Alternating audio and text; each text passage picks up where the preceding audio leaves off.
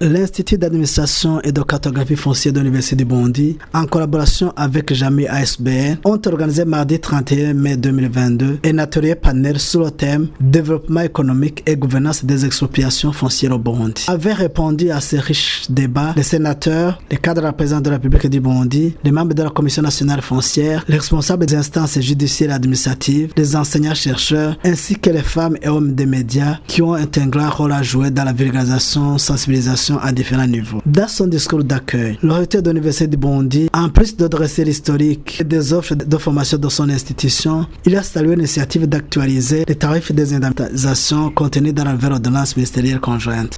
L'Université du Burundi, qui a créé les travaux de cet atelier, a été créée en 1964. C'est la principale université publique, comptant actuellement à plus de 14 000 étudiants, répartis sur 8 facultés, 7 instituts et une école doctorale.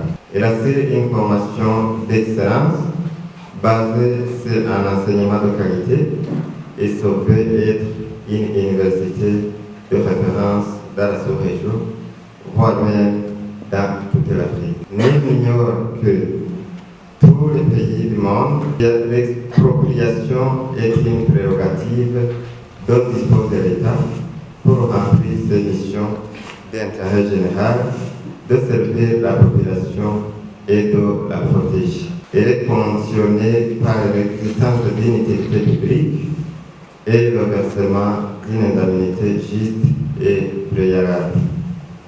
Nous prenons cette occasion pour adresser nos sincères remerciements au gouvernement du Burundi qui vient de mettre en place l'ordonnance ministérielle conjointe numéro 710/540/553 du 24 mai 2022 portant actualisation des tarifs d'indemnisation en cas d'expropriation pour cause d'utilité publique. C'est une bonne décision qui montre que notre gouvernement responsable et laborieux met en avant la protection et le développement de la population burundaise.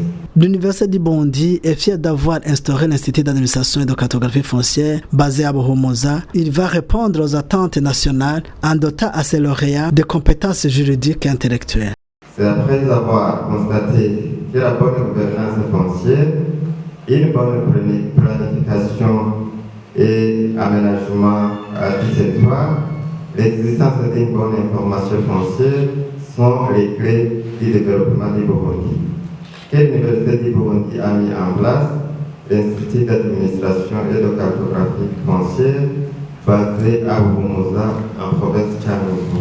L'IAC Buhumuza a pour vision de devenir une référence pour la qualité des enseignements en administration et cartographie foncière, un centre d'excellence dans la recherche appliquée en matière d'administration foncière, d'aménagement du territoire, de cartographie foncière et des applications, pilier du développement et du rayonnement du Burundi au sein de la communauté nationale, régionale et internationale.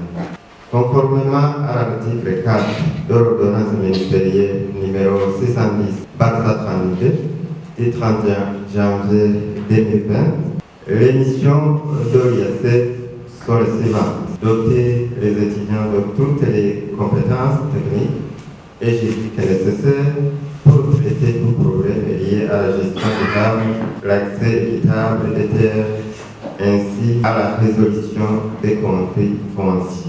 D'assister techniquement à la population sur la gestion des terres en fonction des pays en matière de développement, de devenir un centre d'excellence pour la recherche et la gestion des questions foncières.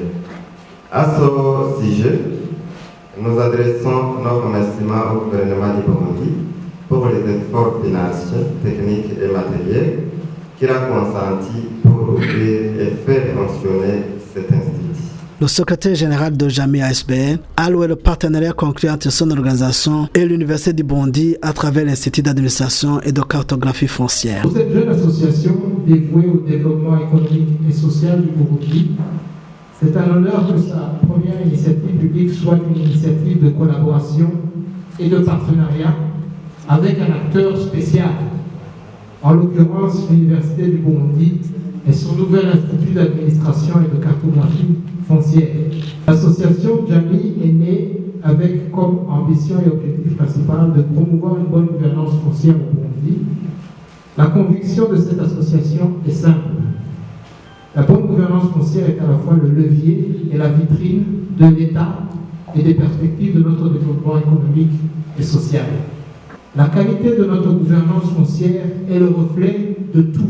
Elle est le reflet de notre vision du développement, de notre sens de la justice, de l'organisation de l'État et de ses citoyens. Le doyen de l'Institut d'administration et de cartographie foncière nous précise l'objet et les résultats attendus de cet atelier. L'atelier axé sur le développement économique. La gouvernance des expropriations au Burundi a été organisée par l'Institut d'administration et de cartographie foncière de l'Université du Burundi en collaboration avec l'association Jami SBL.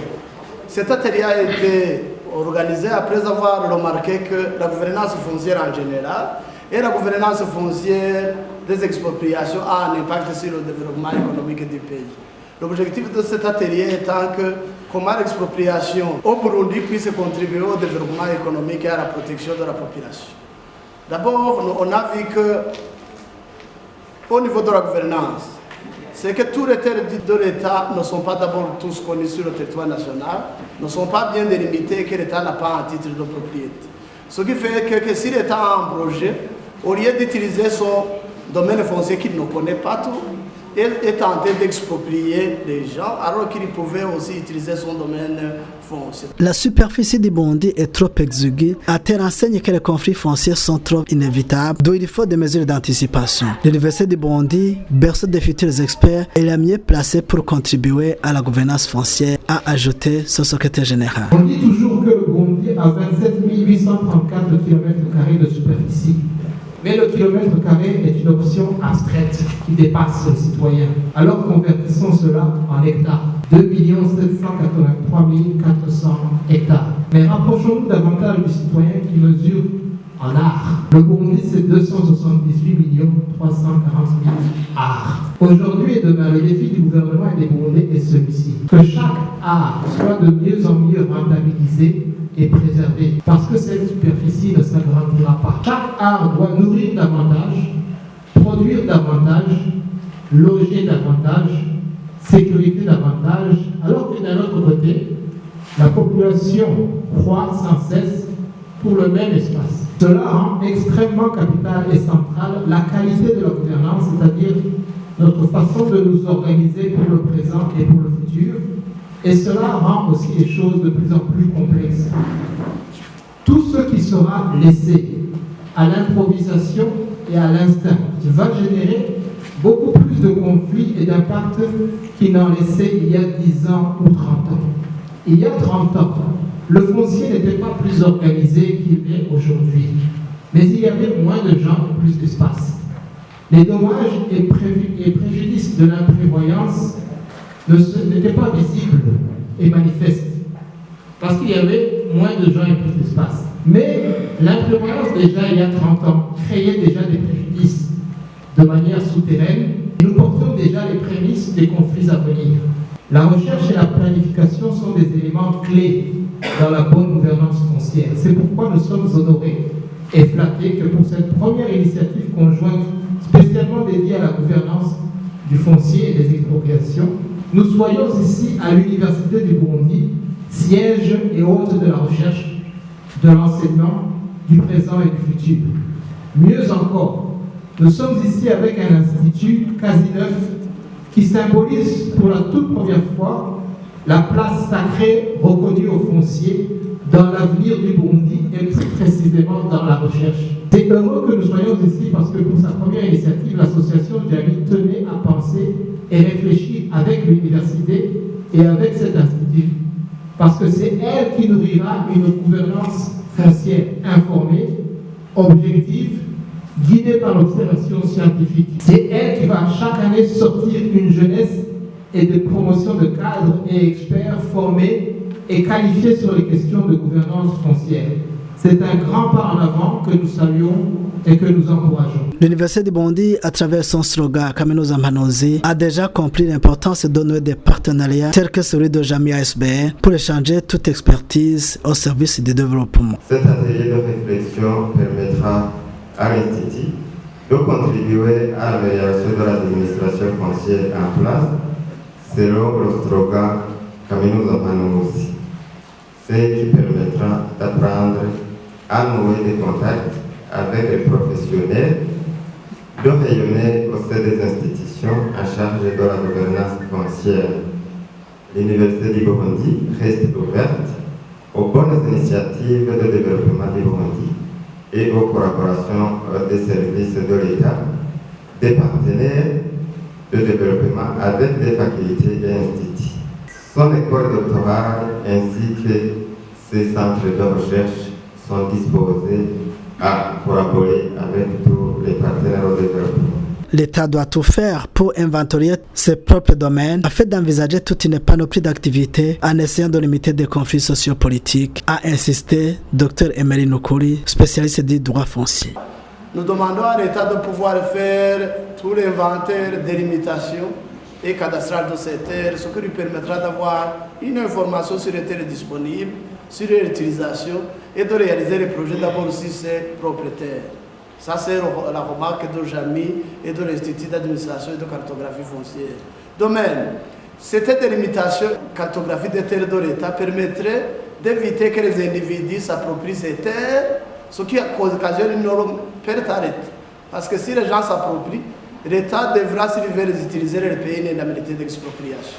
Ce qui est une perte du trésor public et de l'argent qu'il pourrait utiliser.